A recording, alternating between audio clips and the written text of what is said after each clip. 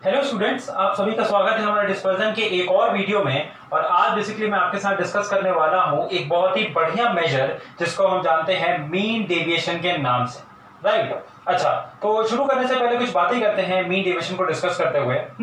सबसे पहली चीज देखिए, मीन डेविएशन जब भी हम बोलते हैं तो यहां से हमारे दिमाग में जो सबसे पहला थॉट आता है वो आता है डेविएशन फ्रॉम मीन, राइट। लेकिन ये जो थॉट है ये गलत है। मीन डेविएशन का ये मतलब नहीं कि हम डेविएशन फ्रॉम मीन कैलकुलेट करते हैं, हाँ, बल्कि इसका मतलब होता है कि हम डेविएशन का मीन लेते हैं, राइट। समझ में आई बात? मैं फिर से बोलता हूं, मैंने क्या बोला। जब भी हम मीन डेविएशन वर्ड सुनते हैं तो फिर हमारे मन में ये ख्याल आता है कि हम डेविएशन ऑफ या डेविएशन फ्रॉम मीन ले। लेकिन इसका ये मतलब नहीं होता है कि हम मीन डेविएशन का मतलब ये नहीं कि हमें डेविएशन फ्रॉम मीन लेना है। हम इसका मतलब ये होता है कि हमें डेविएशन का मीन लेना है, ठीक है। तो ये सबसे पहला पॉइंट है, ध्यान देना है। अच्छा, अगर आप यहाँ पे ये समझ गए कि आपको डेविएशन फ्रॉम मीन लेना है तो फिर अब आपके मन में ये ख्याल आएगा कि डेविएशन लेना किस क्वांटिटी से है। तो डेविएशन लेना हमें कुछ इस क्वांटिटी से रहता है कि डिपेंड करता है कि क्या क्वेश्चन में मेंशन है। ये मे भी मेंशन हो सकता है कि अबाउट मीन लीजिए, मे भी मेंशन होता है कि अबाउट मीडियन लीजिए। वैसे तो अबाउट मोड भी निकाला जा सकता है, मीन डेविएशन अबाउट मोड, लेकिन वो इतना इंपॉर्टेंट मेजर होता नहीं है, वो इतना यूजफुल होता नहीं है, ठीक है। तो जनरली हम निकालते हैं कैसे, मीन डेविएशन अबाउट मीन निकालते हैं या मीन डेविएशन अबाउट मीडियन निकालते हैं। और दोनों ही प्रोसेस में जो फॉर्मूले यूज होंगे वो सारे सेम यूज होंगे, लेकिन डेविएशन कैलकुलेट करने का तरीका अलग अलग होगा, ठीक है। फिर देखिए और हम क्या समझ सकते हैं, हाँ, जब भी हम मीन डेविएशन की बात करेंगे, जैसे मैंने यहाँ पे लिखा आपके सामने, लेट्स से मीन डेविएशन, तो पहले तो हम इसको किस किस नाम से जान सकते हैं वो देखिए। हाँ, मीन डेविएशन को, अच्छा, मीन का मतलब क्या होता है? मीन का मतलब होता है एवरेज। तो इसका एक नाम होता है क्या, एवरेज डेविएशन भी होता है। It is the average deviation. अच्छा, फिर देखिए उसके बाद आपको अगर ध्यान दो, अभी मैं फॉर्मूला डिस्कस भी करूंगा, तो वहां पे आप देखेंगे कि कहीं भी स्क्वायरिंग या क्यूबिंग कुछ इस तरह की चीजें नहीं यूज हो रही हैं। तो जब भी पावर 1 यूज हो रही होती है वेरिएबल की, तो हम उसको बोलते हैं फर्स्ट मोमेंट मेजर। हाँ, तो ये हमारा फर्स्ट मोमेंट ऑफ डिस्पर्जन होता है। तो ये ध्यान देंगे कि मीन डेविएशन को हम फर्स्ट मोमेंट ऑफ डिस्पर्जन भी बोलते हैं या बोल सकते हैं। तो ये दो चीजें हैं जो कि मीन डेविएशन के लिए बहुत इंपॉर्टेंट है। अच्छा, फिर उसके बाद जैसा कि मैंने आपको बताया था, आप इसे कैलकुलेट करेंगे दो तरीके से। क्या कैलकुलेट करेंगे आप? या तो इसे कैलकुलेट कर सकते हैं अबाउट मीन से, अबाउट मीन, या तो आप इसे कैलकुलेट कर सकते हैं अबाउट मीडियन से, ठीक। तो आप इसे या तो अबाउट मीन या तो अबाउट मीडियन कैलकुलेट कर सकते हैं। दोनों ही तरीके में फर्क क्या आएगा, देखिए, जब आप अबाउट मीन कैलकुलेट करेंगे ना, तो वहां पे जो डेविएशन होगा वो कैसे कैलकुलेट होगा? वो कैलकुलेट होगा x माइनस मीन, यानी कि x माइनस एक्स बार से। हाँ, और जब आप अबाउट मीडियन की बात करेंगे तो वहां पे फर्क आ जाएगा d is equal to X minus M से, ठीक। तो x minus X bar for about mean और x minus M for about median. अच्छा, फिर उसके बाद देखिए क्या फॉर्मूले हमारे यूज होने हैं। तो जो फॉर्मूला यूज होता है ना, तो वो दो कैटेगरी में पड़ता है, एक इंडिविजुअल सीरीज के लिए और एक डिस्क्रीट सीरीज के लिए। अच्छा, फिर अलग अलग सीरीज में अलग अलग फॉर्मूले तो आएंगे ही, और फिर अलग अलग सीरीज के लिए बेसिकली हमारा जो मीन है और मीडियन है, इनको कैलकुलेट करने का तरीका भी अलग अलग होगा। और मुझे उम्मीद है कि अब तो आपका इसमें कमांड हो चुका होगा, क्योंकि आपने मेजर्स ऑफ सेंट्रल टेंडेंसी के वीडियोस खूब अच्छे से देख लिए हैं। अगर आपने नहीं देखे हैं तो फिर हमारी प्लेलिस्ट में जाइए, उसमें मेजर्स ऑफ सेंट्रल टेंडेंसी नाम से जो प्लेलिस्ट है उसमें सारे वीडियोस मिलेंगे, सारे कंसेप्ट मिलेंगे जो कि सेंट्रल टेंडेंसी के लिए आपके जरूरी हैं, ठीक है। तो आप पहले उन वीडियोस को देखिए, उसके बाद ही चैप्टर पे आइए। ध्यान दीजिएगा कि ये इंटरलिंक्ड है। हाँ, अच्छा, तो इंडिविजुअल सीरीज होती है और फिर डिस्क्रीट सीरीज होती है आपके पास। और डिस्क्रीट के साथ साथ आप इसे कंटिन्यूस भी कर सकते हैं। अच्छा, तो कंटिन्यूस और डिस्क्रीट में दोनों में सेम फॉर्मूला होगा, बस सीरीज से फर्क क्या पड़ेगा। अगर कंटिन्यूस सीरीज है तो कंटिन्यूस सीरीज के लिए आप मीन या मीडियन कैलकुलेट करेंगे तो कंटिन्यूस सीरीज का स्टाइल यूज करेंगे, और अगर इंडिविजुअल सीरीज है तो फिर आप इंडिविजुअल सीरीज का स्टाइल यूज करेंगे। अच्छा, फॉर्मूला क्या होता है, देखिए, इंडिविजुअल सीरीज के लिए जो फॉर्मूला होता है मीन डेविएशन MD, चाहे वो अबाउट मीन हो चाहे अबाउट मीडियन हो, वो होता है sigma modulus of D whole upon n। अच्छा, मॉडुलस ऑफ D का मतलब क्या हो गया? ये एब्सोल्यूट वैल्यू ऑपरेटर है आपका, और एब्सोल्यूट वैल्यू ऑपरेटर आपको पता है क्या करता होगा? ये करता है कि पॉजिटिव नंबर को, जैसे मॉड 2 लिया तो 2 ही रहने देगा, लेकिन अगर आपने मॉड ऑफ -2 ले लिया तो ये आपको दे देगा 2।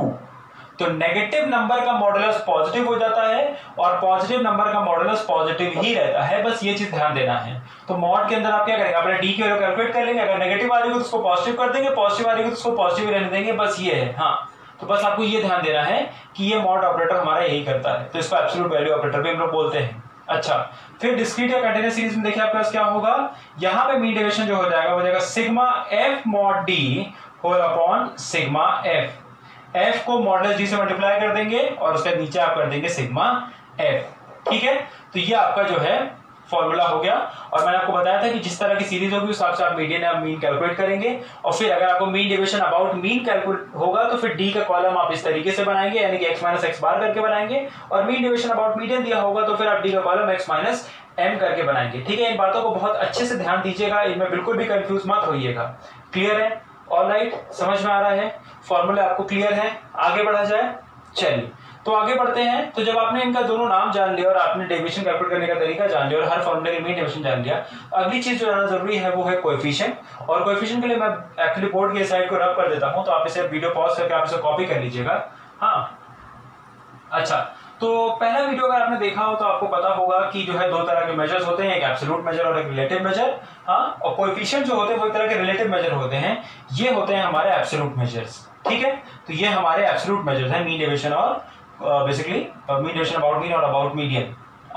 तो देखिए जब हम कोएफिशिएंट ऑफ मीन डेविएशन निकालेंगे तो उसमें हम क्या ध्यान देंगे, कोएफिशिएंट ऑफ मीन डेविएशन जब हमें निकालना होगा तो वो बेसिकली देखिए क्या होगा, it will be mean deviation about या होल अपॉन मीन या तो मीडियन, या तो मीन या तो मीडियन। अच्छा, आप मीन कब करेंगे? आप मीन करेंगे जब आपको अबाउट मीन निकाला होगा आपने, अबाउट मीन मतलब कि मीन डेविएशन को अगर अबाउट मीन कैलकुलेट किया होगा तो फिर आप नीचे मीन रखेंगे, और अगर या ऐसे पूरा मैं लिख देता हूं, in case of mean deviation about mean आप नीचे मीन लेंगे, और in case of mean deviation about median आप लेंगे इसको। ठीक है, तो ये आपको ध्यान देना होगा। तो आप क्या करेंगे, आपको डिनोमिनेटर में मीन डेविएशन है अपॉन या तो मीन या तो मीडियन रखना है। मीन कब रखेंगे? जब आपका mean deviation about mean use हुआ होगा, और मीडियन कब रखेंगे? जब आपका mean deviation about median use हुआ होगा। तो बस आप इस तरीके से कोएफिशिएंट को कैलकुलेट करेंगे और आप इस चीज का ध्यान देंगे। अच्छा, ठीक है, फिर उसके बाद आपको और क्या ध्यान देना होगा, आपको ध्यान देना होगा कि इंटू 100 लगाना है कि नहीं लगाना, तो उसको मैं फिर से डिस्कस कर लूं। वैसे पिछले वीडियो में क्लियरली बताया है, तो इनफैक्ट अब आप ही बता सकते हैं, है ना। तो जब हमें क्या करना होगा, जब हम इंटू लगाएंगे इंटू 100 तो हम आंसर को छोड़ेंगे परसेंटेज में, राइट। तो हम आंसर को परसेंटेज में छोड़ेंगे, और अगर हम इंटू 100 नहीं लगाए होंगे तो फिर हम आंसर को ऐसे ही नॉर्मल डेसिमल वैल्यू में छोड़ देंगे। ठीक है, तो ये हमारा इंटू 100 का कंसेप्ट हो गया। अच्छा, उसके बाद आते हैं छोटी सी चीज पे जो कि है merits and demerits of mean deviation. तो मेरिट्स एंड डिमेरिट्स देखिए क्या होते हैं। मेरिट्स इसका होता है सबसे पहली बात कि ये deviation about a central tendency होता है, तो एक किसी पर्टिकुलर वैल्यू के अबाउट डेविएशन कैलकुलेट किया जा रहा है, तो इसीलिए इसको हम बोलते हैं कि ये हमारा एक मोर प्रॉपर और मोर इफेक्टिव मेथड हो गया। ठीक है, क्योंकि बेसिकली एक बहुत ही वेल डिफाइंड मेजर को ये यूज कर रहा है, इस वजह से तो ये खुद भी एक रिजिडली डिफाइंड होता है। फिर देखिए क्या है, ये क्वार्टाइल डेविएशन और बेसिकली रेंज की तरह इस तरह नहीं है कि सिर्फ कुछ ही ऑब्जर्वेशन पर डिपेंडेंट है, it includes all the values. हम डेविएशन निकालते हैं तो हम हर वैल्यू का अपना डेविएशन निकालते हैं, तो it is based on all the values. ये सबसे बढ़िया बात होती है। अच्छा, फिर उसके बाद और क्या अच्छी बात होती है इसके साथ अच्छी होती है कि इट इज वेरी सिंपल, बहुत ही सिंपल है, कोई भी कॉम्प्लिकेशन इसमें है नहीं। तो ये फायदा होता है। अच्छा, फिर इसके डिसएडवांटेजेस को देखेंगे तो आप ये पाएंगे कि ये फर्दर मैथमेटिकल ट्रीटमेंट इसका नहीं कर सकते हैं। मीन डेविएशन अगर आपके पास आ गया तो फिर आप उसका यूज करके और कुछ आगे नहीं बता सकते हैं।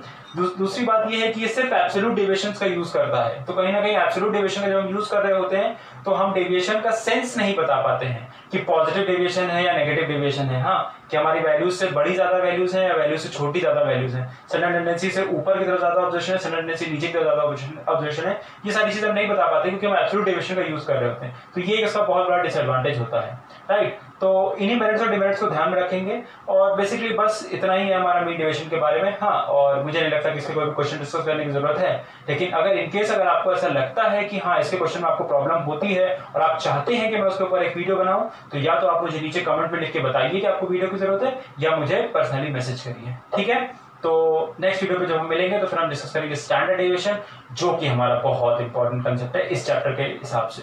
ठीक है, चलिए, थैंक यू।